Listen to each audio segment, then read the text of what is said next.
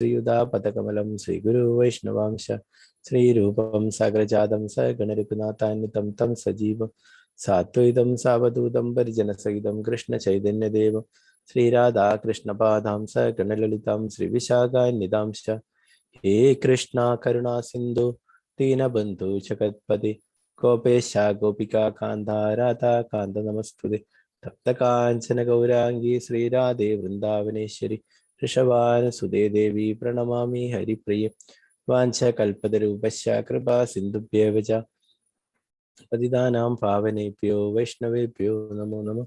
पञ्चतत्त्वात्मकं कृष्णं भक्तरूपास्वरूपकं भक्तावतारं भक्ताख्यां नमामि भक्तशक्तिकं नित्यानन्दं महन्नवमि सर्वानन्दकरं परं हरिनामप्रदं देवम् अवधूतशिरोमणि नमो महावदन्याय कृष्णप्रेमप्रदायते कृष्णाय कृष्णचैतन्य नाम्ने गौरस्य नमः।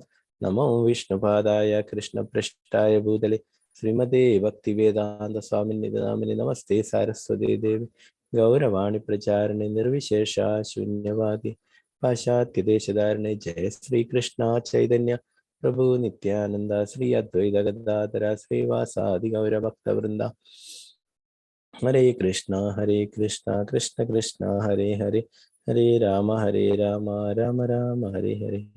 गुरुवे गौरचंद्राय राधिकाय तदालये कृष्णाय कृष्ण भक्ताय तद्भक्ताय नमो नमः। श्री प्रभुपाद की जय, महाराज की जय, गौर प्रमानंदे। हरे बोल।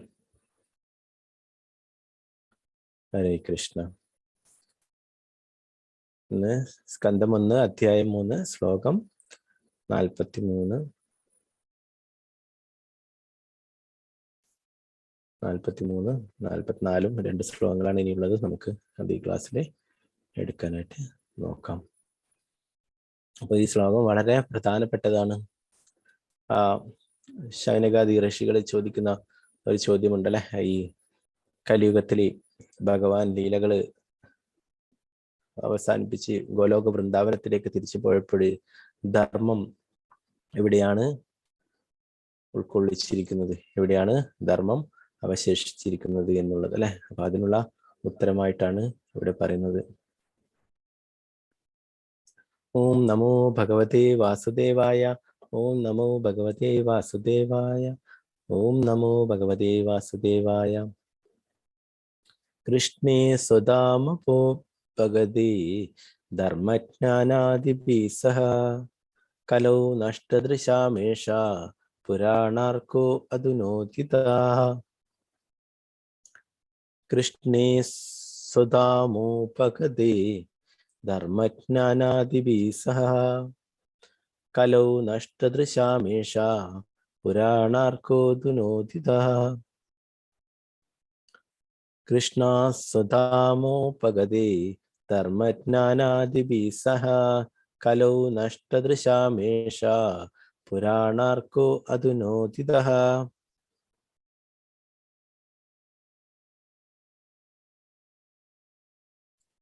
എല്ലാവർക്കും 2 പ്രാവശ്യം ചൊല്ലാം. എല്ലാവരെയും അൺമ്യൂട്ട് ചെയ്തിട്ടുണ്ട്. ഓം നമോ ഭഗവതേ വാസുദേവായ, ഓം നമോ ഭഗവതേ വാസുദേവായ. കൃഷ്ണേ സ്വധാമോപഗതേ ധർമ്മജ്ഞാനാദിഭിः സഹ കലൗ നഷ്ടദൃശാമേഷ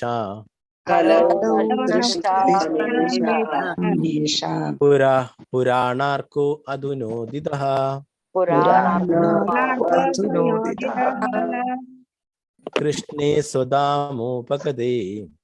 കൃഷ്ണേ സ്വധാമോപഗതേ ധർമ്മജ്ഞാനാദിഭിः സഹ കലൗ നഷ്ടദൃശാമേഷ പുരാണാർക്കോ അധുനോദിതഃ.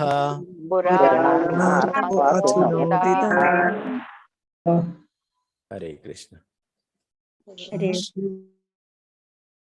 ആരൊക്കെയാണ് ചൊല്ലുന്നത്? സുവർണപ്രഭ മാതാജി. ഹരേ കൃഷ്ണ. ഹരേ കൃഷ്ണ പ്രഭുജി. ഹരേ കൃഷ്ണ. ഓം ഭഗവതേ വാസുദേവായ. कृष्णे स्वधामो भगते धर्मज्ञानादिभिः सह कलौ नष्टदृशामीश पुराणार्कोऽधुनोदितः। हरे कृष्ण। हरे कृष्ण। भारतीय माताजी हरे कृष्ण। ओम नमो भगवते वासुदेवाय। कृष्णे स्वधामोपगते धर्मज्ञानादिभिः सह कलौ नष्टदृशामेष पुराणार्को अधुनोदितः। हरे कृष्ण। हरे कृष्ण। विजयनारायण माताजी हरे कृष्ण। हरे कृष्णा प्रभु जी। ओम नमो भगवते वासुदेवाय। कृष्णे स्वधामो भगते धर्मज्ञानादिभिः सह कलो नष्टदृशामेष पुराणार्कोऽधुनोदितः। हरे कृष्ण। हरे कृष्ण। श्रीजा विजय माताजी हरे कृष्ण। हरे कृष्ण प्रभु जी। ओम नमो भगवते वासुदेवाय। कृष्णे स्वधामोपगते धर्मज्ञानादिभिः सह कलो नष्टदृशामेष पुराणार्को अधुनोदितः। हरे कृष्ण। हरे कृष्ण। फातिमा कुमारी माताजी हरे कृष्ण। हरे कृष्ण प्रभु जी। हरे ओम कृष्ण। नमो भगवते वासुदेवाय। कृष्णे स्वधामो भगते धर्मज्ञानाभिः सह कलौ नष्टदृशामेष पुराणार्को अधुनोदितः। हरे कृष्ण। हरे कृष्ण। विनी माताजी हरे कृष्ण। हरे कृष्ण। हरे कृष्ण। ओम नमो भगवते वासुदेवाय। कृष्णे स्वधामो भगते धर्मज्ञानादिभिः सह कलौ नष्टदृशामीश पुराणार्को अधुनोदितः। हरे कृष्ण।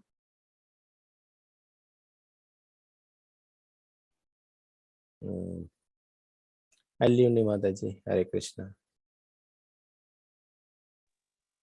हरे कृष्ण। ओम हरे नमो कृष्ण। भगवते वासुदेवाय।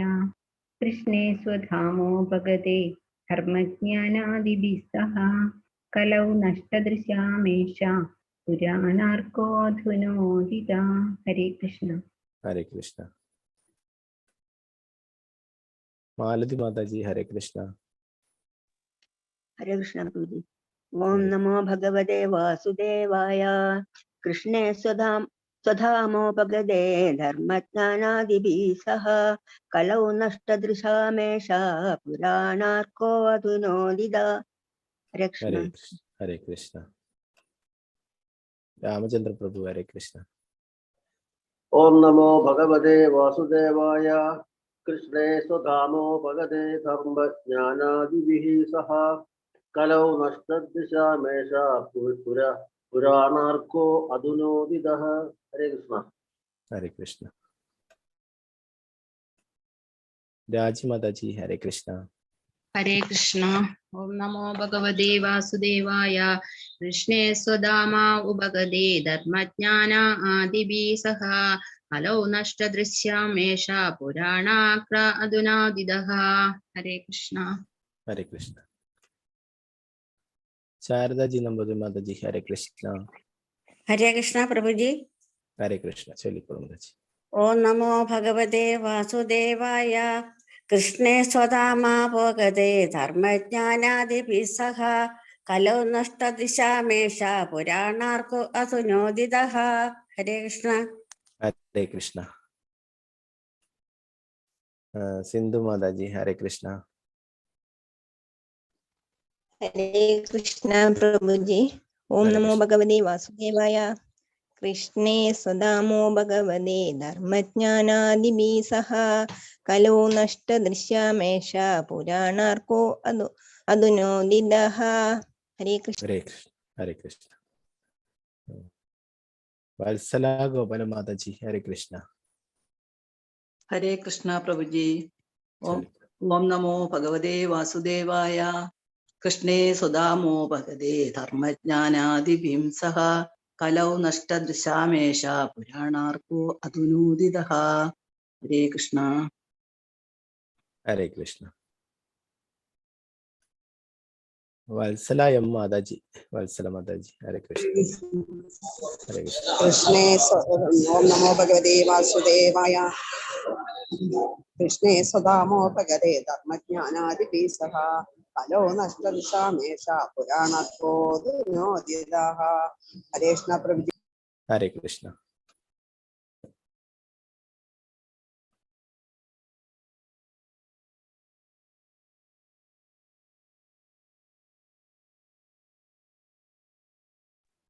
ഹരേ കൃഷ്ണ.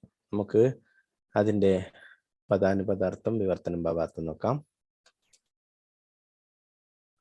കൃഷ്ണേ, കൃഷ്ണന്റെ, സ്വധാമ, സ്വന്തം ധാമം, ഉപഗതി, മടങ്ങിച്ചെന്നതിനാൽ, ധർമ്മ, ധർമ്മം, ജ്ഞാന, വിജ്ഞാനം, ആദിഭ്യ, ഒരുമിച്ച്, സഹ, കൂടെ, കലോ, കലിയുഗത്തിൽ, നഷ്ടദൃശാം, കാഴ്ച നഷ്ടപ്പെട്ട വ്യക്തികൾ, ഏഷഹ, അവയെല്ലാം, പുരാണ ആഗ്രഹ, പുരാണ അർക്ക, സൂര്യനെ പോലെ തേജസാർന്ന പുരാണം, അധുന, ഉടൻ തന്നെ, ഇപ്പോൾ, ഉദിത, ഉദിച്ചു. വിവർത്തനം ഭാവാർത്ഥം. ശ്രീല പ്രഭുപാദയ്ക്ക് ജയ്. ധർമ്മം, വിജ്ഞാനം തുടങ്ങിയവയുടെ അകമ്പടിയോടെ സ്വധാമത്തിലേക്ക് ശ്രീകൃഷ്ണ ഭഗവാൻ പ്രയാണം ചെയ്ത ഉടൻ തന്നെ അത്യുജ്വലമായ സൂര്യ തേജസ്സോടെ ശ്രീ ഭാഗവത പുരാണം ആവിർഭവിച്ചു. ഈ കലിയുഗത്തിൽ അജ്ഞതയുടെ കടും അന്ധകാരത്താൽ കാഴ്ച നഷ്ടപ്പെട്ടവർക്ക് ഈ പുരാണം പ്രകാശമേകും. സുതഗോസ്വാമിയോട് ശൈനകാദി ഋഷികൾ ചോദിച്ചിട്ടുള്ള ആ ചോദ്യത്തിന് ഉത്തരമായിട്ടാണ് പറയുന്നത് അല്ലെ. ഭഗവാൻ ഭഗവത് ധാമത്തിലേക്ക് ലീലകൾ ഇവിടുന്ന് മതിയാക്കി ഭഗവത് ധാമത്തിലേക്ക് തിരിച്ചു പോയപ്പോൾ അല്ലെ, എവിടെയാണ് ഈ ധർമ്മം വെച്ചിട്ടുള്ളത് അല്ലെ, ധർമ്മം എവിടെയാണ് നിക്ഷേപിച്ചിട്ടുള്ളത്, അത് നിലനിർത്തിയിട്ടുള്ളത് എന്നല്ലേ, അതെവിടെയാണ്? ശ്രീമദ് ഭാഗവതത്തിൽ അല്ലെ പറയുന്നു. എന്താണ്? കലിയുഗത്തിലെ അജ്ഞതയുടെ കൊടും അന്ധകാരത്താൽ കാഴ്ച നഷ്ടപ്പെട്ടവർക്ക് ഈ പുരാണം പ്രകാശമേകും.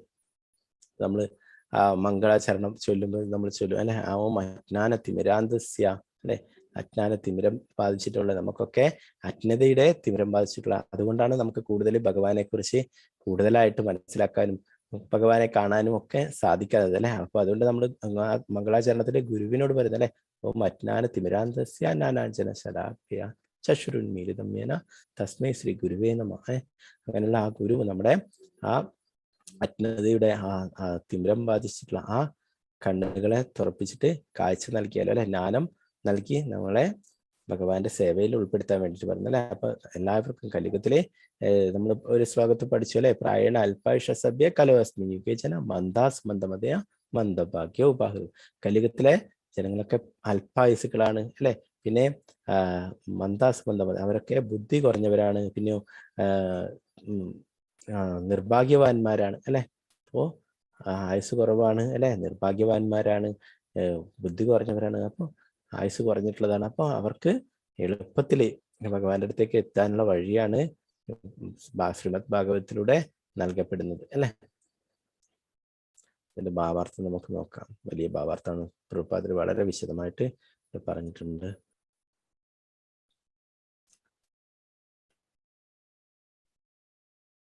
സുവർണ പ്രമാതാജി. ഹരേ കൃഷ്ണ.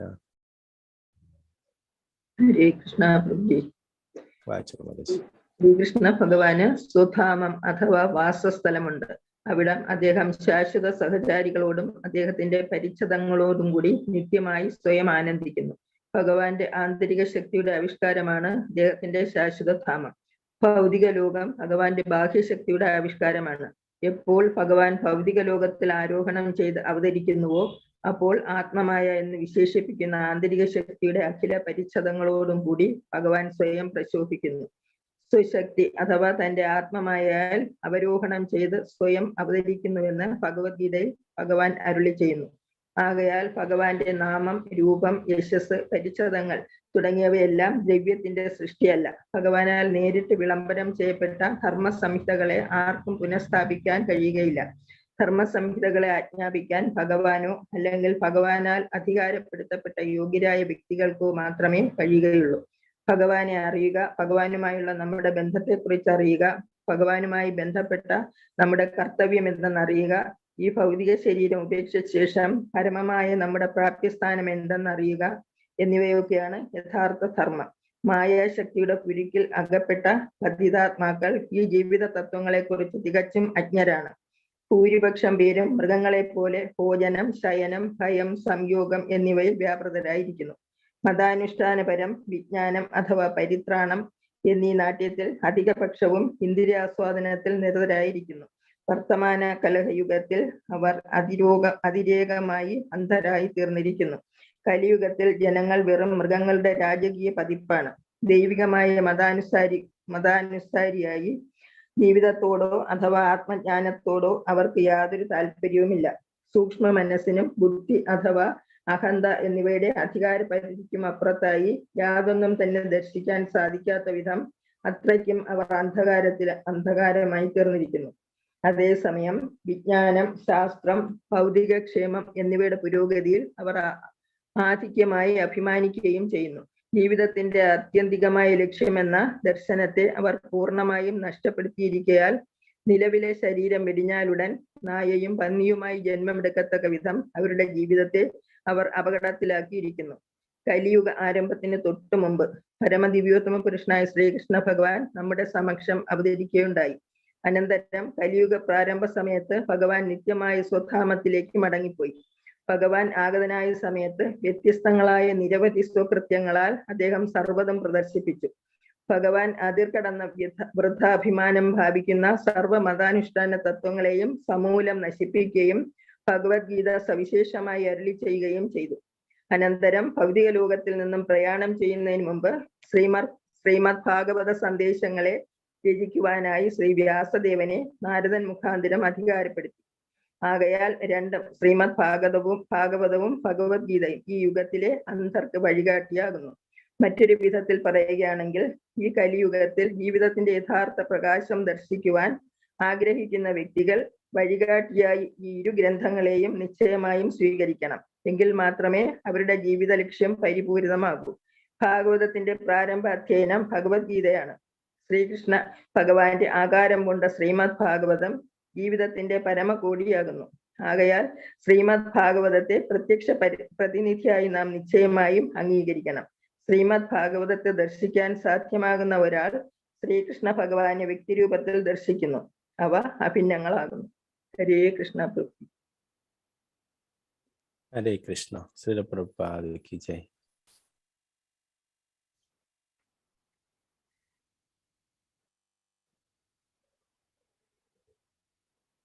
ഒരു ശ്ലോകം കൂടിയാണ് ഈ അധ്യായത്തിലുള്ളത്. നമുക്ക് അതുകൂടി നോക്കാം. അടുത്ത ശ്ലോകം കൂടി.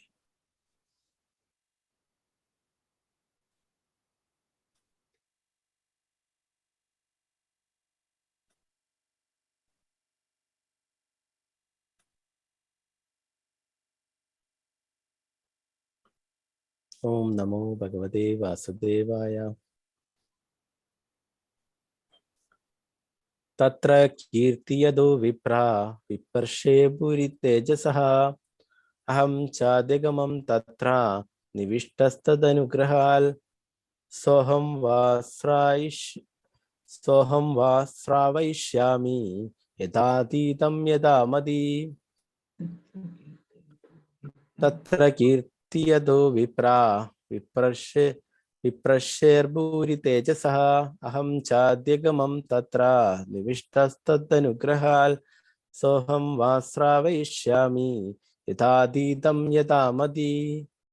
തത്ര കീർത്തയദോ വിപ്രാ വിപ്രശ്യേർഭൂരി തേജസഃ അഹം ചാദ്യഗമം തത്ര നിവിഷ്ടസ്തദനുഗ്രഹാൽ സോഹം വാ ശ്രാവയിഷ്യാമി യഥാതീതം യഥാമതി. നേരത്തെ ചൊല്ലാൻ ബാക്കി ആരെങ്കിലും ബാക്കിയുണ്ടെങ്കിൽ അവർക്ക് കൈബന്ധിക്കാം. അല്ലെങ്കിൽ 2-3 പേര് ചൊല്ലിക്കോളൂ. നമ്മുടെ ക്ലാസ് നീണ്ടുപോകും. ഓക്കെ. സുവർണപ്രഭ മാതാജി. ഹരേ കൃഷ്ണ. ഹരേ കൃഷ്ണ.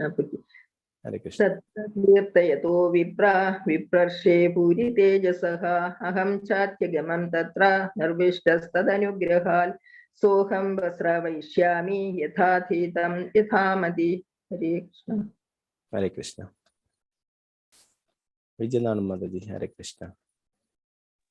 ഹരേ കൃഷ്ണ. ഹരേ കൃഷ്ണ. തത്ര കീർത്തി യതോ വിപ്രർഷേർഭൂരി തേജസാ അഹം ചാദ്യഗമം തത്ര നിവിഷ്ടസ്തദനുഗ്രഹാൽ സോഹം വാ ശ്രാവയിഷ്യാമി യഥാതീതം യഥാ മതി. ഹരേ കൃഷ്ണ. ഹരേ കൃഷ്ണ. രാജി മാതാജി. ഹരേ കൃഷ്ണ. ഹരേ കൃഷ്ണ. തത്ര കീർത്തയതാ വിപ്രഋഷേ ഭൂരി തേജസഃ അഹം ചാദ്യഗമം തത്ര നിവിഷ്ട തത് അനുഗ്രഹാൽ സ അഹം വാസ്രായ വിശേഷാമി യഥാ അതീതം യഥാ മതിഃ. ഹരേ കൃഷ്ണ. ഹരേ കൃഷ്ണ. നമുക്കതിന്റെ പദാനുപദാർത്ഥം വിവർത്തനം ഭാവാർത്ഥം നോക്കാം. തത്ര അവിടെ, കീർത്തയത പാരായണം ചെയ്യുമ്പോൾ, വിപ്രഹ അല്ലയോ ബ്രാഹ്മണരെ, വിപ്ര ഋഷേ മഹാബ്രാഹ്മണ ഋഷിയിൽ നിന്നും, ഭൂരി മഹത്തായ, തേജസഹ ശക്തിമത്തായ, അഹം ഞാൻ, ച അദ്യഗമം മനസ്സിലാക്കാൻ സാധിച്ചു, തത്ര ആ സന്ദർശനത്തിൽ, നിവിഷ്ട പൂർണ്ണ ശ്രദ്ധയോടെ, തദ്നുഗ്രഹാൽ അദ്ദേഹത്തിന്റെ അനുഗ്രഹത്താൽ, സ അതേ കാര്യം, അഹം ഞാൻ, വഹ അങ്ങയ്ക്ക്, ശ്രാവയിഷ്യാമി ശ്രവിക്കാൻ അങ്ങേ അനുവദിച്ചു, യഥാതീതം യഥാമതി എന്റെ സാക്ഷാത്കാരത്തെ സംബന്ധിച്ചിടത്തോളം. വിവർത്തനം ഭാവാർത്ഥ ശ്രീല പ്രഭുപാദിക്ക് ജയ്. അല്ലയോ പണ്ഡിത ബ്രാഹ്മണ ശ്രേഷ്ഠരെ, ശുകദേവ ഗോസ്വാമി അവിടെ ശ്രീമദ് ഭാഗവതം വിശദീകരിച്ചു വർണ്ണിച്ചപ്പോൾ അതീവ ശ്രദ്ധയോടെ ഞാനത് ശ്രവിച്ചു. അവിധം അദ്ദേഹത്തിന്റെ കൃപയാൽ ആ ശ്രേഷ്ഠനും പ്രഭാവശാലിയുമായ ഋഷിവര്യനിൽ നിന്നും ശ്രീമദ് ഭാഗവതം അഭ്യസിച്ചു. ആകയാൽ ഇപ്പോൾ അതേ കാര്യം ഞാൻ അദ്ദേഹത്തിൽ നിന്നും ശ്രവിച്ച അതേ പ്രകാരത്തിലും ഞാൻ അതിനെ സാക്ഷാത്കരിച്ച വണ്ണവും നിങ്ങൾക്ക് ശ്രവ്യ വേദ്യമാക്കാൻ പരിശ്രമിക്കാം.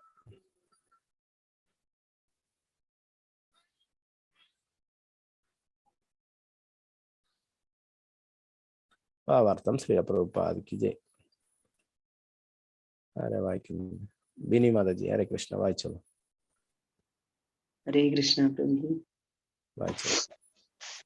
ശ്രീ സുഖദേവ ഗോസ്വാമിയെ പോലെ സാക്ഷാത്കാരം സിദ്ധിച്ച മഹാത്മാവിൽ നിന്നും ശ്രീമദ് ഭാഗവതം ശ്രവിക്കുന്ന ഒരാൾ നിശ്ചയമായും ശ്രീകൃഷ്ണ ഭഗവാന്റെ സാന്നിധ്യം ശ്രീമദ് ഭാഗവത താളുകളിൽ പ്രത്യക്ഷമായി ദർശിക്കും. എത്രയായാലും വ്യാജനായ ആഖ്യാതാവിന്റെ പക്കൽ നിന്നും ഒരിക്കലും ഭാഗവതം അഭ്യസിക്കരുത്. എന്തെന്നാൽ അത്തരം ഭാഗവത ആഖ്യാതാവിന്റെ ജീവിത ലക്ഷ്യം ഭാഗവത വർണ്ണനത്തിലൂടെ കുറേയധികം ധനം സമ്പാദിക്കുകയും അപ്രകാരം സ്വരൂപിച്ച ധനത്തെ ലൈംഗിക ആസ്വാദനത്തിന് നിയോഗിക്കുകയുമാണ്. ആകയാൽ ലൈംഗിക ജീവിതത്തിൽ വ്യാപൃതരായവരുടെ സംസർഗമുള്ളവരിൽ നിന്നും ആരും ശ്രീമദ് ഭാഗവത അധ്യയനം നടത്തരുത്. മാത്രവുമല്ല, ലൗകികമായ പാണ്ഡിത്യത്തിലൂടെ ശ്രീമദ് ഭാഗവത ഗ്രന്ഥ വ്യാഖ്യാനം നടത്തുന്നവരിൽ നിന്നും ശ്രീമദ് ഭാഗവത ശ്രവണം നടത്തരുത്. ശ്രീമദ് ഭാഗവത താളുകളിൽ ശ്രീകൃഷ്ണ ഭഗവാനെ ദർശിക്കാൻ ആഗ്രഹിക്കുന്ന ഒരാൾ നിശ്ചയമായും ശ്രീ സുഖദേവ ഗോസ്വാമിയുടെ പ്രതിനിധിയിൽ നിന്നും ശ്രീമദ് ഭാഗവത അഭ്യസനം നടത്തണം. മറ്റാരിൽ നിന്നും അരുത്. അതല്ലാതെ ശ്രീകൃഷ്ണ ഭഗവാനെ ദർശിക്കുവാൻ മറ്റൊരു മാർഗവുമില്ല. മഹാപണ്ഡിത ബ്രാഹ്മണ ശ്രേഷ്ഠനായ ശ്രീ സുഖദേവ ഗോസ്വാമിയിൽ നിന്നും സ്വീകരിച്ച അതേവിധം ഭാഗവത സന്ദേശങ്ങളെ അവതരിപ്പിക്കാൻ ശ്രീ സൂത ഗോസ്വാമി ആഗ്രഹിക്കയാൽ അദ്ദേഹം ശ്രീ സുഖദേവ ഗോസ്വാമിയുടെ നിർവ്യാജനും ഉത്തമ വിശ്വാസ യോഗ്യനുമായ പ്രതിനിധിയാകുന്നു. ശ്രീ സുഖദേവ ഗോസ്വാമി അദ്ദേഹത്തിന്റെ ഉത്കൃഷ്ട പിതാവിൽ നിന്നും ശ്രവിച്ച അതേപടി ശ്രീമദ് ഭാഗവതത്തെ അവതരിപ്പിച്ചു. ആകയാൽ ശ്രീ സുഖദേവ ഗോസ്വാമിയിൽ നിന്നും ശ്രവിച്ച അതേ പ്രകാരം ശ്രീ സൂത ഗോസ്വാമി ശ്രീമദ് ഭാഗവതം അവതരിപ്പിക്കുന്നു. ലാഘവ ശ്രവണം സർവവും ആകുന്നില്ല. അതീവ ശ്രദ്ധയോടെ ഉചിതമായ രീതിയിൽ നിശ്ചയമായും ഒരാൾ ഭാഗവതത്തെ സാക്ഷാത്കരിക്കണം. ശ്രവണേന്ദ്രിയത്താൽ സൂത ഗോസ്വാമി ഭാഗവത സത്തയെ പാനം ചെയ്തുവെന്ന് നിവിഷ്ട എന്ന പദം അർത്ഥമാക്കുന്നു. ഭാഗവത സ്വീകരണത്തിന്റെ യഥാർത്ഥ രീതി അപ്രകാരമാകുന്നു. ആത്മാർത്ഥ വ്യക്തിയിൽ നിന്നും അതീവ ശ്രദ്ധയോടെ ശ്രീമദ് ഭാഗവതം ശ്രവിക്കുന്ന ഒരാൾ തൽക്ഷണം ഓരോ താളിലും ശ്രീകൃഷ്ണ സാന്നിധ്യം സാക്ഷാത്കരിക്കുന്നു. ശ്രീമദ് ഭാഗവത സാക്ഷാത്കാര രഹസ്യം ഇവിടെ പ്രസ്താവിച്ചിരിക്കുന്നു. മനഃശുദ്ധി ഇല്ലാത്ത ആർക്കും അലൗകികമായ ശ്രദ്ധ ചെലുത്താൻ സാധ്യമല്ല. കർമ്മശുദ്ധി ഇല്ലാത്ത ആർക്കും മനഃശുദ്ധിയുള്ളവരാകുകയും സാധ്യമല്ല. ഭക്ഷണം, ശയനം, സംയോഗം എന്നിവയിൽ ശുദ്ധി ഇല്ലാത്ത ആർക്കും കർമ്മശുദ്ധി ഉണ്ടായിരിക്കുക സാധ്യമല്ല. എന്നാൽ ഉചിതനായ വ്യക്തിയിൽ നിന്നും ഏതു വിധേനയും ശ്രീമദ് ഭാഗവതം ആരംഭം മുതൽ അലൗകികമായ ശ്രദ്ധയോടെ ശ്രവിക്കുന്ന ഒരാൾ ശ്രീമദ് ഭാഗവത താളുകളിൽ ശ്രീകൃഷ്ണ ഭഗവാനെ വ്യക്തി രൂപത്തിൽ സുനിശ്ചിതമായി ദർശിക്കുന്നു. ശ്രീകൃഷ്ണൻ സർവ അവതാരങ്ങളുടെയും സ്രോതസ് എന്ന ശ്രീമദ് ഭാഗവത പ്രഥമ സ്കന്ധം 3-ാം അധ്യായത്തിലെ ഭക്തിവേദാന്ത വ്യാഖ്യാനങ്ങൾ ഇപ്രകാരം സമാപിക്കുന്നു. ഹരേ കൃഷ്ണ. ഹരേ കൃഷ്ണ. ശ്രീല പ്രഭുപാദ് കി ജയ്.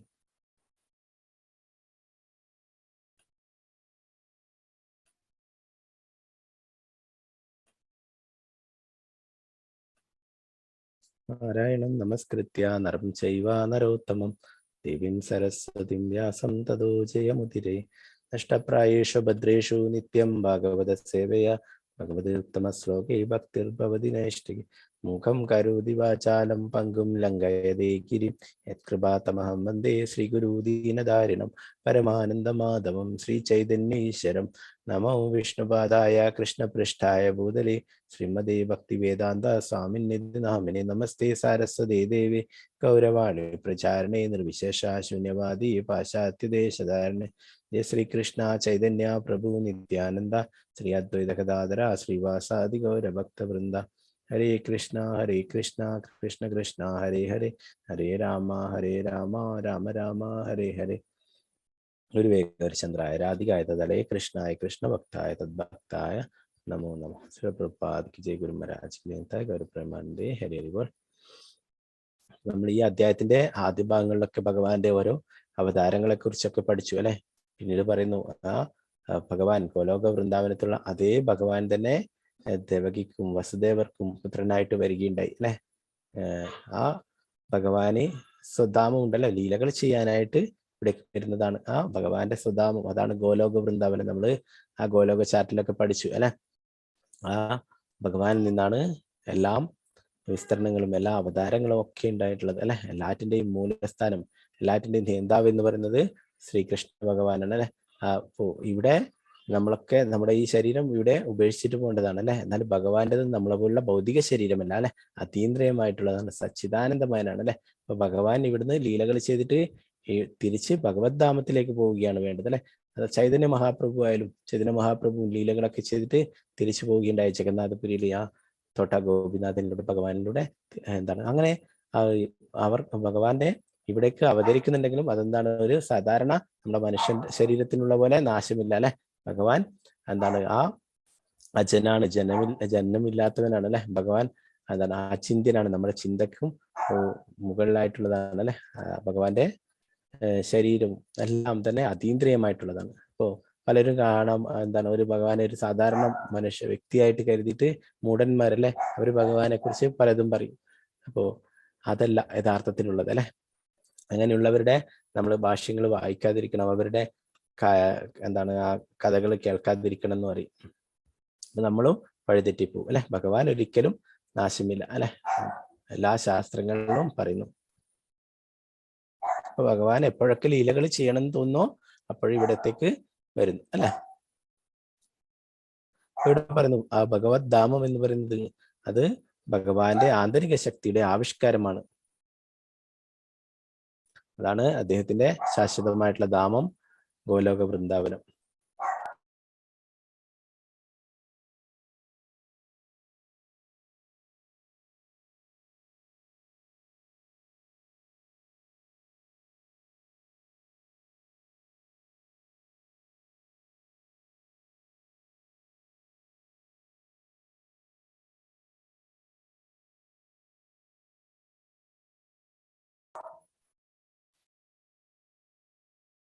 സോറി, ചെറിയ ഡിസ്റ്റർബ് ഉണ്ട്, എല്ലാരും ക്ഷമിക്കുക. എന്താ പറയാ. ഓക്കെ, അപ്പോ ഭഗവാന്റെ ആ ശാശ്വതമായിട്ടുള്ള ധാമം ഭൗതിക ലോകം ഭഗവാന്റെ ബാഹ്യശക്തിയുടെ ആവിഷ്കാരമാണ്. ഈ ഭൗതിക ലോകം എന്ന് പറയുന്നത് എന്താണ്, ഭഗവാന്റെ ബാഹ്യശക്തിയാണ് അല്ലെ, ആന്തരിക ശക്തിയാണ്. അവിടെ ഗോലോക വൃന്ദാവനം എന്ന് പറയുന്നത് ഭഗവാന്റെ തന്നെ ആന്തരിക ശക്തിയാണ്.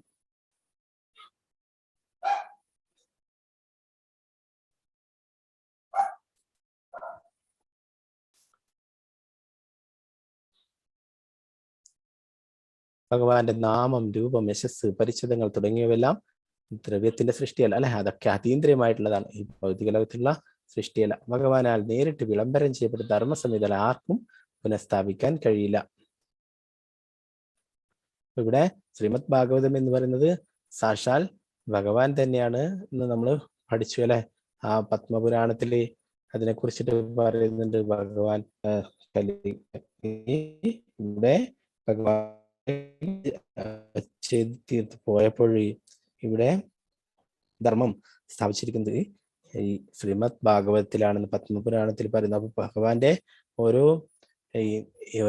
അംഗങ്ങളെയും ശ്രീമദ് ഭാഗവതത്തിലെ ഓരോ സ്കന്ധങ്ങളായിട്ട് പറയുന്നു. 12 സ്കന്ധങ്ങളാണുള്ളത് അല്ലെ. അപ്പൊ ആ 12 സ്കന്ധങ്ങളും ഭഗവാന്റെ ഓരോരോ അംഗങ്ങളായിട്ട് പറയുന്നു.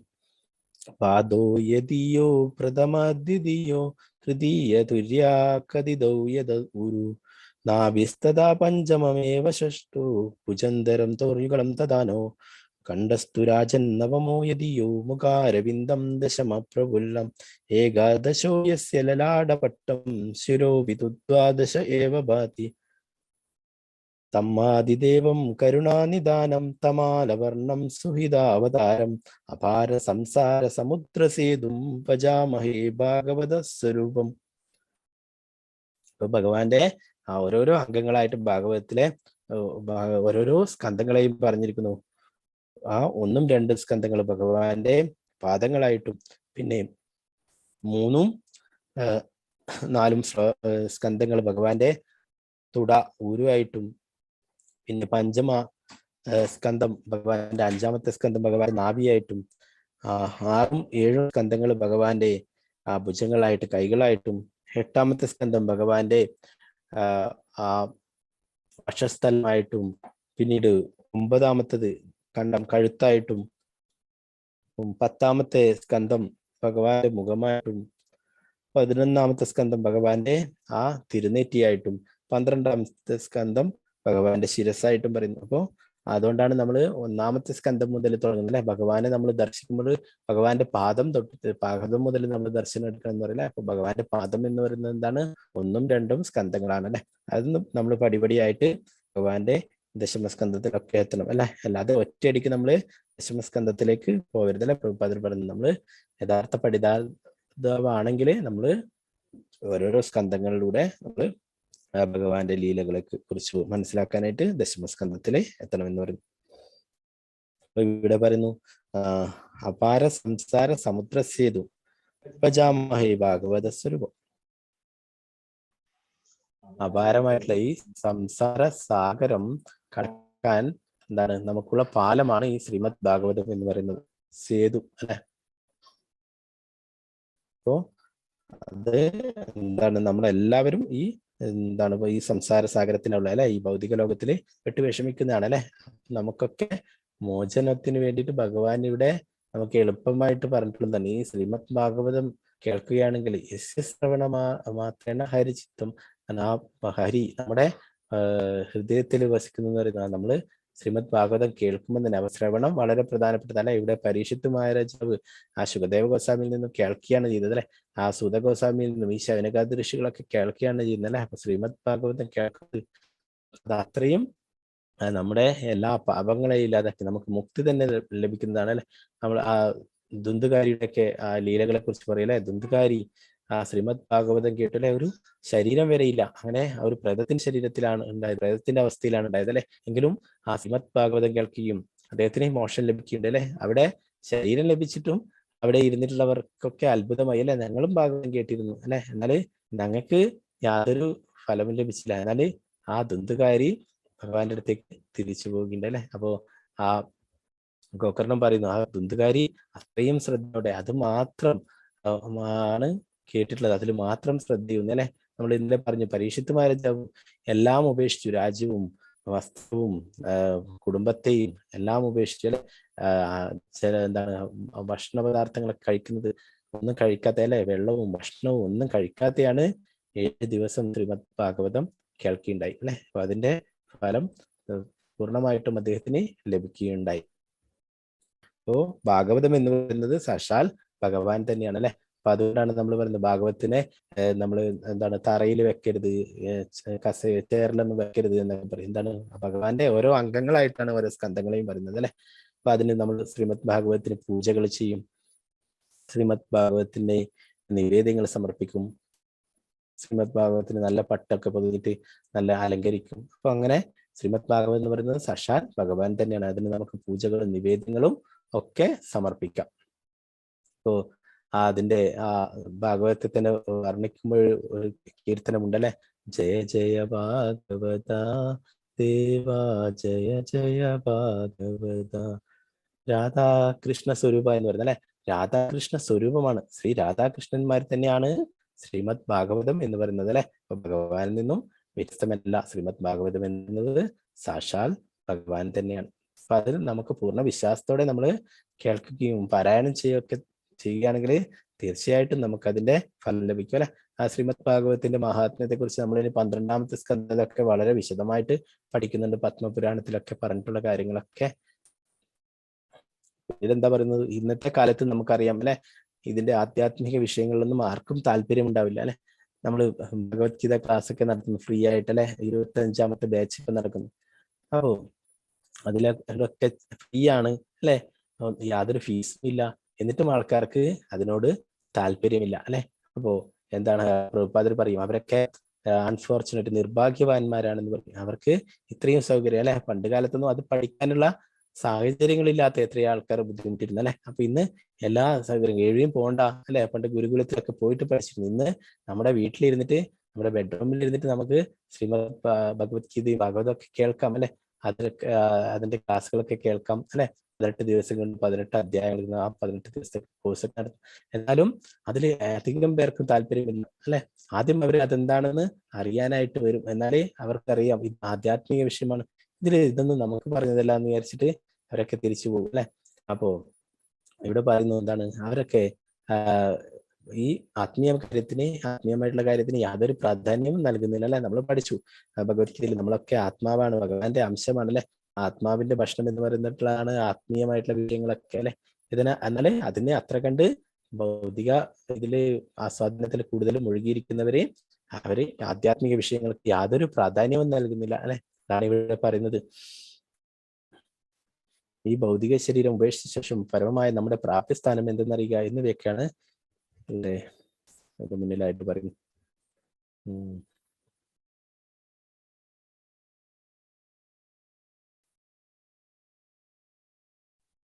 ധർമ്മസംഹിതകളെ ആജ്ഞാപിക്കാൻ ഭഗവാനോ അല്ലെങ്കിൽ ഭഗവാനാൽ അധികാരപ്പെടുത്തപ്പെട്ട യോഗ്യരായ വ്യക്തികൾക്ക് മാത്രമേ കഴിയുള്ളൂ. ഭഗവാനെ അറിയുക, ഭഗവാനുമായുള്ള നമ്മുടെ ബന്ധത്തെക്കുറിച്ച് അറിയുക, ഭഗവാനുമായി ബന്ധപ്പെട്ട നമ്മുടെ കർത്തവ്യം എന്തെന്ന് അറിയുക, ഈ ഭൗതിക ശരീരം ഉപേക്ഷിച്ച ശേഷം പരമമായ നമ്മുടെ പ്രാപ്തിസ്ഥാനം എന്തെന്ന് അറിയുക എന്നിവയൊക്കെയാണ് യഥാർത്ഥമായിട്ടുള്ള ധർമ്മം. അപ്പൊ നമ്മള് അതിനു വേണ്ടിയിട്ടാണ് പരിശ്രമിക്കേണ്ടത് അല്ലെ. അത് മനസ്സിലാക്കാനായിട്ടാണ് നമ്മൾ പ്രയത്നിക്കുന്നുണ്ട് അല്ലെ. നമ്മളും ഭഗവാനുമായിട്ടുള്ള ബന്ധത്തെക്കുറിച്ച് അറിയുക അല്ലെ. പറയുന്നത് അല്ലെ, നമ്മളൊക്കെ ഭഗവാന്റെ അംശമാണ് അല്ലെ. പിന്നെയാണ് നമ്മുടെ കർത്തവ്യം അല്ലെ, ഭക്തിയുടെ സേവനങ്ങൾ ചെയ്യാണ് അല്ലെ. ചിവര സ്വരൂപഹോയി നിത്യര കൃഷ്ണദാസ്, നമ്മളൊക്കെ കൃഷ്ണന്റെ ദാസനാണ്, ഭഗവാന്റെ സേവകനാണ്. അപ്പൊ നമ്മള് ഭക്തിയുടെ സേവനങ്ങൾ ചെയ്യുക എന്നുള്ളതാണ് നമ്മുടെ കർത്തവ്യം അല്ലെ. എന്താണ് ഈ ഭൗതിക ശരീരം ഉപേക്ഷിച്ച ശേഷം പരമമായ നമ്മുടെ പ്രാപ്യസ്ഥാനം അല്ലെ, ഭഗവത് ധാമത്തിൽ എത്തിച്ചേരുക അല്ലെ. അതിന് വേണ്ടിയിട്ടാണ് നമ്മൾ ഭക്തിയുടെ സേവനങ്ങളൊക്കെ ചെയ്യുന്നത് അല്ലെ. മോശമല്ല യഥാർത്ഥത്തിൽ നമ്മൾ ആഗ്രഹിക്കുന്നത്. അവിടെ പോയാലും ഗോലോക വൃന്ദാവനത്തിൽ പോയാലും ഭഗവാന്റെ സേവനങ്ങൾ ചെയ്യാനായിട്ടാണ് നമുക്ക് സാധിക്കണം അല്ലെ. അങ്ങനെയാണ് നമ്മൾ പ്രാർത്ഥിക്കേണ്ടത്. എപ്പോഴും നമ്മൾ ഇവിടെ ചെയ്യുന്ന അതേ കാര്യങ്ങള് ഭഗവത് ധാമത്തിൽ പോയി കഴിഞ്ഞാൽ ഭഗവാനെ നേരിട്ട് സേവനങ്ങൾ ചെയ്യാനായിട്ട് സാധിക്കുന്നു.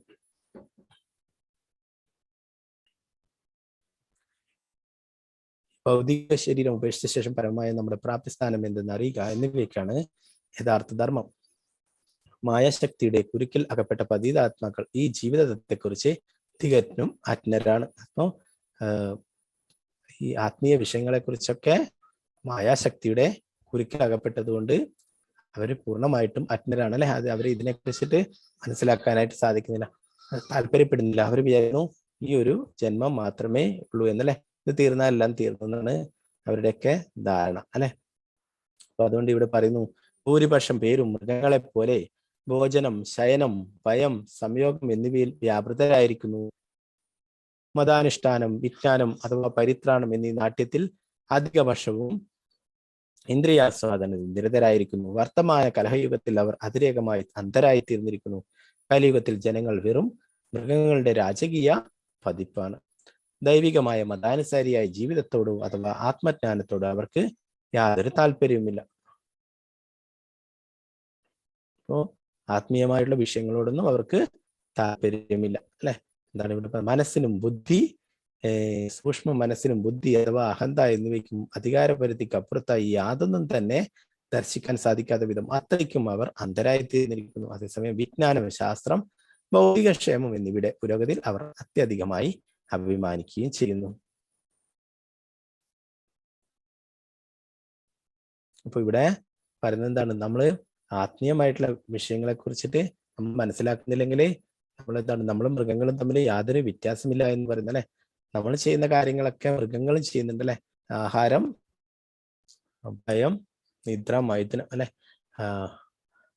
എല്ലാവരും ഭക്ഷണം കഴിക്കുന്നു, നമ്മളൊക്കെ ഭക്ഷണം കഴിക്കുന്നുണ്ട്, മൃഗങ്ങളും കഴിക്കുന്നുണ്ട് അല്ലെ. മൃഗങ്ങളും ഉറങ്ങുന്നുണ്ട്, നമ്മളും ഉറങ്ങുന്നുണ്ട്. മൃഗങ്ങളും ശത്രുക്കളിൽ നിന്ന് സ്വയം രക്ഷ നേടുന്നത് നമ്മളും ചെയ്യുന്നുണ്ട് അല്ലെ. പിന്നെ മൃഗങ്ങളും പരമ്പരയൊക്കെ നിലനിർത്തുന്നത് നമ്മളും ചെയ്യുന്നുണ്ട് അല്ലെ. അപ്പൊ എന്താണ് ഇതിൽ നിന്ന് വ്യത്യാസം?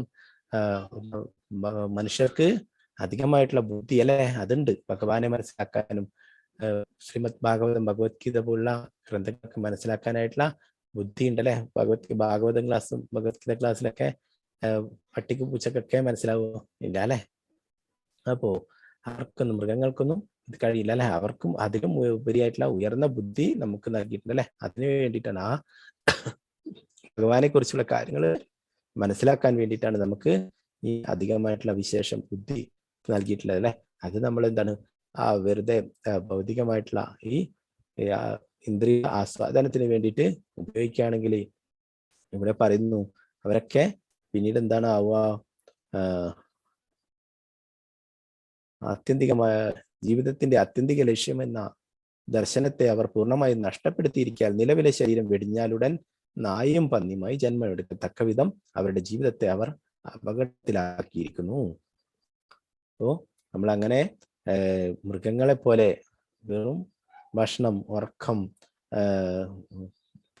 സന്താനങ്ങളെ ഉൽപ്പാദിപ്പിക്കല്, പിന്നെ ഭയം, എന്താണ് സുരക്ഷ അല്ലെ, ശത്രുക്കളിൽ നിന്ന് സ്വരക്ഷ നേടുക. ഇതിനായിട്ട് മാത്രം നമ്മൾ ആ ജീവിതത്തെ വിനിയോഗിക്കുകയാണെങ്കിൽ എന്താ പറയുന്നത്, പിന്നീട് ഇനി നമുക്ക് അടുത്ത ജന്മം ആ മൃഗങ്ങളുടേതിന് തുല്യമായിട്ട് കിട്ടുമല്ലേ. മനുഷ്യജന്മം കൊടുത്തിട്ട് ഇവന് യാതൊരു പ്രയോജനമില്ല എന്ന് വിചാരിക്കും. എന്താണ്, മനുഷ്യജന്മം അത്രയും വിരളമായിട്ടുള്ള, നമ്മൾ പഠിച്ചാൽ 84 ലക്ഷം ജീവികളിൽ 4 ലക്ഷം മാത്രമേ മനുഷ്യവർക്കുള്ളൂ അല്ലെ. അതിൽ തന്നെ കൃഷ്ണാബോധം ലഭിക്കുക എന്ന് പറയുന്നത് നമ്മൾ പഠിച്ചു ഭഗവത്ഗീതയിലല്ലേ. ബഹുനാം ജന്മനാമൻ ജ്ഞാനവാൻമാൻ പ്രപത്യന്തേ വാസുദേവ സർവമിതി സമഹാത്മാ സുദർഭ. അനേകം ജന്മങ്ങൾക്ക് ശേഷം ഒരു ജ്ഞാനവായിട്ടുള്ള വ്യക്തിക്കാണ് ശ്രീകൃഷ്ണ ഭഗവാനാണ് പരമദിവ്യോത്തമ പുരുഷൻ എന്ന സത്യം മനസ്സിലാവുന്നത് തന്നെ അല്ലെ. അങ്ങനെയാണ് നമ്മൾ കൃഷ്ണാബോധമൊക്കെ പരിശീലിക്കുന്നത്. അപ്പൊ അത്രയും റയറായിട്ടുള്ളതാണ് ഈ മനുഷ്യജന്മം എന്ന് പറയുന്നത്. ആകെ 4 ലക്ഷം മാത്രമേ ഉള്ളൂ അല്ലെ. അതിൽ തന്നെ കൃഷ്ണാബോധം ലഭിക്കുക എന്ന് പറയുന്നത് അത്രയും വളരെ ഭാഗ്യം ചെയ്തവർക്ക് മാത്രമുള്ള അല്ലെ. അപ്പൊ നമ്മൾ എന്താ ചെയ്യേണ്ടത്, നമുക്ക് ലഭിച്ചിട്ടുള്ള ഈ ജന്മം ഇത് പൂർണ്ണമായിട്ടും ഭഗവാന്റെ സേവനങ്ങൾ ചെയ്യാനായിട്ട്, ഭക്തിഗീത സേവനങ്ങൾ ചെയ്യാനായിട്ട് നമ്മൾ മാറ്റിവെക്കണം അതിനായിട്ട് അല്ലെ. അപ്പോ ഭഗവാൻ എന്താണ്, എല്ലാം ഉപേക്ഷിച്ചിട്ട് വേണ്ട അല്ലെ. ഭഗവാൻ നമുക്ക് ഭഗവത്ഗീത തന്നെ പഠിപ്പിച്ചു തന്നു അല്ലെ. ഭഗവാനെ ഓർത്തുകൊണ്ടിട്ട് കർമ്മം ചെയ്യാനാ പറഞ്ഞത് അല്ലെ. നമ്മളെ കർമ്മങ്ങളൊക്കെ ചെയ്യാം, അതിന്റെ കൂടെ ഭഗവാനെയും ഓർക്കും അല്ലെ. ഭഗവാന്റെ തിരുനാമം ജപിക്കുക, ഭക്തിഗീത സേവനങ്ങളൊക്കെ ചെയ്യാം അല്ലെ. അല്ലാതെ ഇവിടെ മൃഗങ്ങളെ പോലെ ഈ 4 കാര്യത്തിനായിട്ട് നമ്മുടെ ജീവിതം വെറുതെ കളയരുത് എന്ന് പറയുന്നത് അല്ലെ. നമ്മൾ പഠിച്ചു യഥാർത്ഥമായിട്ടുള്ള നമ്മുടെ പ്രശ്നം ഇതല്ല അല്ലെ. ജന്മ, മൃത്യു, ജരാ, വ്യാധി അല്ലെ. നമ്മളൊക്കെ ജനിക്കുന്നു അല്ലെ, പിന്നെ നമുക്ക് പ്രായമാവുന്നു, രോഗങ്ങൾ വരുന്നു, നമ്മളൊക്കെ മരിക്കുന്നു അല്ലെ. ഇതാണ് നമ്മുടെ യഥാർത്ഥ പ്രശ്നം അല്ലെ. ഇതിനാണ് നമ്മൾ പരിഹാരം കണ്ടെത്തേണ്ടത് അല്ലെ. ജനിക്കുന്നതും അത്ര പ്രയാസം പിടിച്ച കാര്യമാണ് അല്ലെ. അതെ, ജനിക്കുന്നതും പ്രയാസം പിടിച്ച കാര്യം തന്നെയാണ് അല്ലെ. 10 മാസം അമ്മയുടെ ഗർഭപാത്രത്തിൽ അല്ലെ, അവസാനമാകുമ്പോൾ തല താഴോട്ടായിട്ട് തല തിരിഞ്ഞിട്ട് നിൽക്കുകയല്ലേ. അപ്പോൾ അത്രയും വേദനകൾ, നമ്മളെ ഒരു ചെറിയ ഒരു ഇരുമ്പിന്റെ അങ്ങനെ പാത്രത്തിൽ നമ്മളെ പിടിച്ചിട്ട് കൈയും കാലും അനക്കാൻ പറ്റാത്ത വിധത്തിൽ നമ്മളെ ഒരു പാത്രത്തിനിട്ട് അടച്ചു വെച്ച് കഴിഞ്ഞാൽ നമുക്ക് എങ്ങനെ ഉണ്ടാവില്ലേ? അതുപോലെ തന്നെയാണ് ഒരു ഗർഭസ്ഥ ശിശു അത്രയും അതിൻ്റെ ഉള്ളിൽ വെച്ചിട്ട് അത്രയും വേദനകൾ അനുഭവിക്കുന്നു. അപ്പോഴാണ് ഭഗവാനോട് പ്രാർത്ഥിക്കുന്നത്, ഞാൻ ഇവിടെ നിന്ന് എന്നെ പുറത്തേക്ക് ഇറക്കൂ, ഞാൻ അങ്ങയുടെ സേവനം ചെയ്തു കൊള്ളാമെന്ന് അല്ലെ. നമ്മളൊക്കെ അങ്ങനെ പ്രാർത്ഥിച്ചിട്ടുണ്ടാവും ഭഗവാനോട് അല്ലെ. നമ്മൾ പിന്നീട് ഭൗതിക ലോകത്തിൽ ആ മായയുടെ പിടിയിൽപ്പെടുമ്പോൾ നമ്മൾ അതൊക്കെ മറന്നു പോകുന്നു അല്ലെ. പിന്നെ നമുക്ക് പ്രഭുപാദരെ പോലുള്ള ഏതെങ്കിലും അങ്ങനെയുള്ള ആചാര്യന്മാരൊക്കെ നമുക്ക് വീണ്ടും ഇത് ഓർമ്മിപ്പിക്കാനായിട്ട് വരുന്നല്ലേ. പ്രഭുപാദർ അങ്ങനെ എത്രയോ ആൾക്കാർക്ക് എല്ലാവർക്കും കൃഷ്ണാബോധം നൽകിയിട്ടുണ്ടായി അല്ലെ. അപ്പോ അങ്ങനെയുള്ള ആചാര്യന്മാരൊക്കെ നമ്മളെയൊക്കെ ഉയർത്തിക്കൊണ്ടുവരാനായിട്ടാണ് കൃഷ്ണാബോധം നമുക്കൊക്കെ നൽകാൻ വേണ്ടിയിട്ട് ഭഗവാൻ തന്നെ അയക്കുന്നതാണ് അല്ലെ. അപ്പൊ നമ്മളത് സീരിയസ് ആയിട്ട് അയക്കും അല്ലെ. പ്രഭുപാദർ പറയുന്നു, നിങ്ങൾ ഈ ജന്മം എത്രയോ ജന്മങ്ങൾ നമുക്ക് ഉണ്ടായിട്ടുണ്ട്, നമുക്ക് അറിയില്ല എത്ര ജന്മങ്ങൾ ഉണ്ടായില്ലേ. അതിലൊക്കെ നമ്മൾ ഇതൊക്കെ ചെയ്തിട്ടുണ്ട്. ആഹാരം, നിദ്ര, ഭയം, മൈഥുനം, ഇതൊക്കെ നമ്മൾ ആ ജന്മങ്ങളിലും ഒക്കെ ചെയ്തിട്ടുണ്ട് അല്ലെ. അപ്പൊ അതിൽ നിന്നും കൂടുതലായിട്ട് നമുക്ക് ലഭിച്ചിട്ടുള്ളതാണ് ഈ ഭഗവാന്റെ സേവനങ്ങൾ ചെയ്യുക, ഭഗവാനെ കുറിച്ച് മനസ്സിലാക്കുക എന്നുള്ളത് അല്ലെ. അപ്പൊ അതിനായിട്ട് നമ്മൾ കൂടുതലായിട്ട് പ്രാധാന്യം നൽകണം എന്ന് പറയുന്നത് അല്ലെ. അല്ലെങ്കിൽ ഒരു ചന്ദനമരത്തിനെ ചന്ദനമരം ഒരു വിറകായിട്ട് ഉപയോഗിക്കുന്ന ആളെ പോലെ ആയി പോകും എന്ന് പറയും. ചന്ദനമരം അത്രയും മൂല്യമുള്ളതാണ് അല്ലെ. അത് നമ്മൾ ചന്ദന തൈലം ഉണ്ടാക്കാനും ഭഗവാന് ചന്ദനങ്ങൾ ചാർത്താനും ചന്ദനം ഉണ്ടാക്കാനും ഒക്കെയാണ് ഉപയോഗിക്കുക അല്ലെ. അത് അടുപ്പ് കത്തിക്കാനായിട്ട് ഉപയോഗിച്ചാൽ വിറക് കത്തിക്കാനായിട്ട് വിറകായിട്ട് കത്തിക്കാൻ ഉപയോഗിക്കുന്നതാണോ? അത് മൂഢന്മാരാണല്ലേ, ബുദ്ധിയില്ലാത്തവരാ ചെയ്യുക. അപ്പൊ അതുപോലെ തന്നെ നമ്മുടെ ഈ ശ്രേഷ്ഠമായിട്ടുള്ള മനുഷ്യജന്മം ഭഗവാന്റെ സേവനങ്ങൾ ചെയ്യാനാണ്, ഭഗവാനെ കുറിച്ച് മനസ്സിലാക്കാനും ഭഗവാനും നമ്മളും തമ്മിലുള്ള ബന്ധം മനസ്സിലാക്കിയിട്ട് ഭക്തിയുടെ സേവനത്തിൽ ഏർപ്പെടാനും തിരിച്ച് ഭഗവത് ധാമത്തിലേക്ക് പോകാനും ഉള്ളതാണ് അല്ലെ. അങ്ങനെയല്ല നമ്മൾ ഭഗവാനെ മറന്നുകൊണ്ട് ജീവിക്കണമെന്ന് ആഗ്രഹിക്കുകയാണെങ്കിൽ ഭൗതിക പ്രകൃതി നമുക്ക് അതിനനുസരിച്ചിട്ടുള്ള ശരീരം തരും. പട്ടിയുടെയും അല്ലെ, ഇവിടെ പറയുന്നു നായുടെയും പന്നിയുടെയും ഒക്കെ അല്ലെ, അവർക്ക് യാതൊരു എന്താ പറയാ നിയമനിബന്ധനയും ഒന്നുമില്ല അല്ലെ. അവർക്ക് എവിടെ വേണമെങ്കിലും തെരുവിൽ വെച്ചിട്ട് എല്ലാം ചെയ്യാം, ഭക്ഷണം കഴിക്കാം, അവിടെ ഉറങ്ങാം അല്ലെ, അവിടുന്ന് ബന്ധത്തിൽ ഏർപ്പെടാം, എല്ലാം ചെയ്യാം അല്ലെ. അപ്പൊ അവർക്ക് ഇഷ്ടം പോലെ സ്വാതന്ത്ര്യമുണ്ട്. അപ്പോൾ ഈ ശ്രേഷ്ഠമായിട്ടുള്ള മനുഷ്യജന്മം ലഭിച്ചിട്ട് അത് വേണ്ട രീതിയിൽ ഉപയോഗിക്കുന്നില്ലെങ്കിൽ അത് ഭൗതിക പ്രകൃതി നമ്മളെ ശിക്ഷിക്കും അല്ലെ. അതിന്റെ ഫലമായിട്ട് ഇങ്ങനെ പട്ടിയുടെയും പന്നിയുടെയും മറ്റുള്ള അങ്ങനെയുള്ള ജന്മങ്ങളൊക്കെ ലഭിക്കുമെന്ന് ഇവിടെ പറയുന്നു.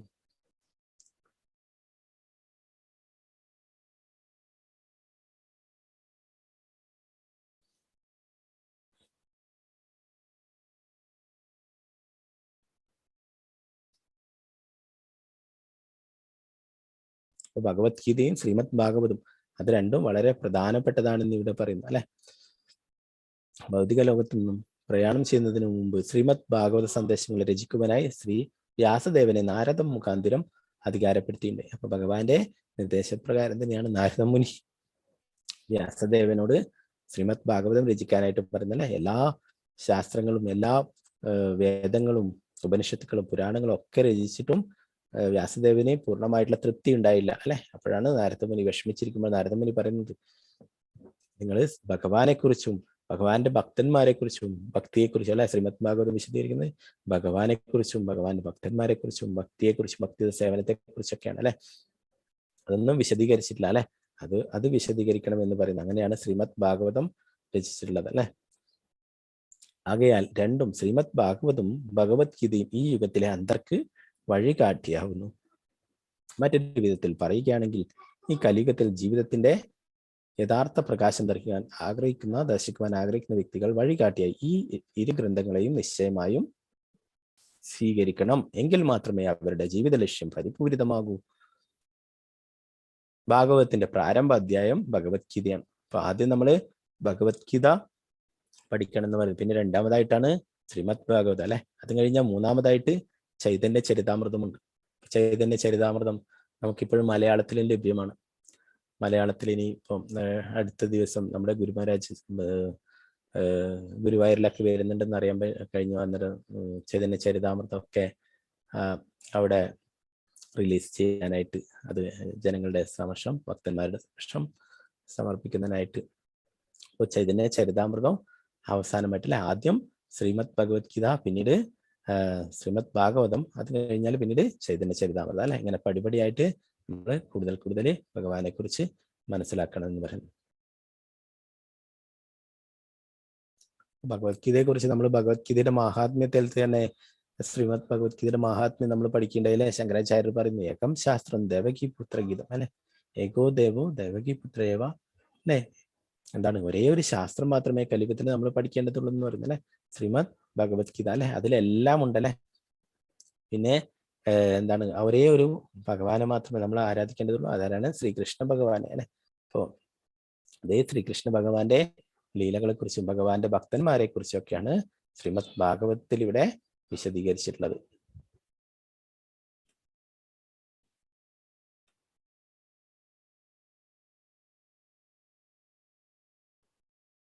ഇവിടെ കേൾവി ശ്രവണത്തെ കുറിച്ച് പറയുന്നു. അല്ലെങ്കിൽ പണ്ഡിത ബ്രാഹ്മണരെ ശുകദേവ ഗോസ്വാമി അവിടെ ശ്രീമദ് ഭാഗവതം വിശദീകരിച്ച് വർണ്ണിച്ചപ്പോൾ അതീവ ശ്രദ്ധയോടെ ഞാനത് ശ്രവിച്ചു. ആ വിധം അദ്ദേഹത്തിന്റെ കൃപയാൽ ആ ശ്രേഷ്ഠനും പ്രഭാവശാലിയുമായ ഋഷിവര്യനിൽ നിന്നും ശ്രീമദ് ഭാഗവതം അഭ്യസിച്ചു.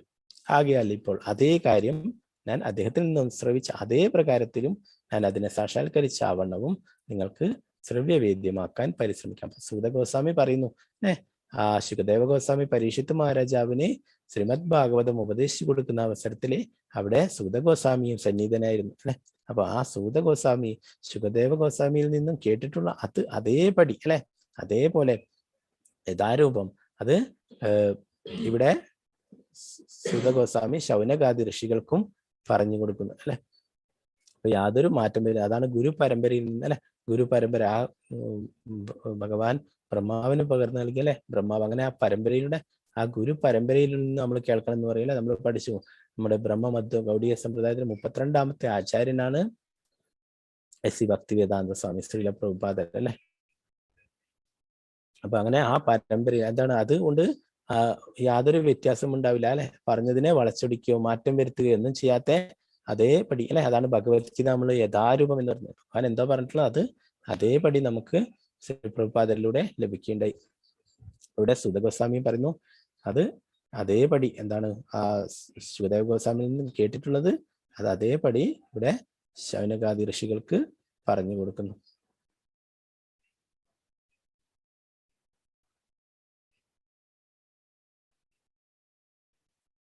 ഇവിടെ പറയുന്നു ശുകദേവ ഗോസ്വാമിയെ പോലെ ആത്മസാക്ഷാത്കാരം സിദ്ധിച്ച മഹാത്മാവിൽ നിന്ന് ശ്രീമദ് ഭാഗവതം ശ്രമിക്കുന്ന ഒരാൾ നിശ്ചയമായും ശ്രീകൃഷ്ണ ഭഗവാന്റെ സാന്നിധ്യം ശ്രീമദ് ഭാഗവത ആളുകൾ പ്രത്യക്ഷമായി ദർശിക്കും.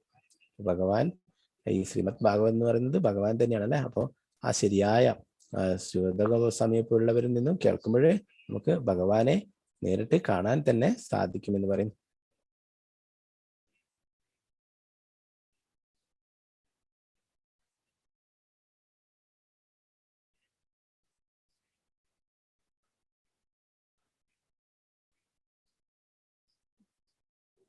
പറയുന്നു മനഃശുദ്ധിയില്ലാത്ത ആർക്കും അലൗകികമായ ശ്രദ്ധ ചെലുത്താൻ സാധ്യമല്ല. കർമ്മശുദ്ധിയില്ലാത്ത ആർക്കും മനഃശുദ്ധിയുള്ള അവരാകാനും സാധ്യമല്ല.